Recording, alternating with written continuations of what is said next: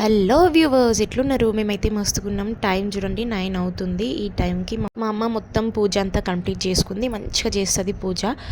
నా కోసం చాయ్ పెడుతుంది, చాయ్ మరుగుతుంది. అండ్ ఇక్కడ మా అమ్మ మంచిగా పూలు పెట్టుకొని మంచిగా పూజ చేస్తుంది. అండ్ ప్రతి మంగళవారం, శుక్రవారం మంచిగా పూజ చేస్తుంది, సోమవారం కూడా. అండ్ ఇక్కడ మా తమ్ముడు, చిన్న తమ్ముడు వీడు, పొద్దున్నే బ్రేక్ఫాస్ట్ కోసం వాడు నైటే ప్రిపేర్ చేసుకుంటాడు. ఓట్స్ కానీ మంచి మంచి ఫుడ్ ఐటమ్స్ తింటాడు వాడు బ్రేక్ఫాస్ట్లోకి. అందుకే వాడు స్ట్రాంగ్ ఉంటాడు మాకన్నా.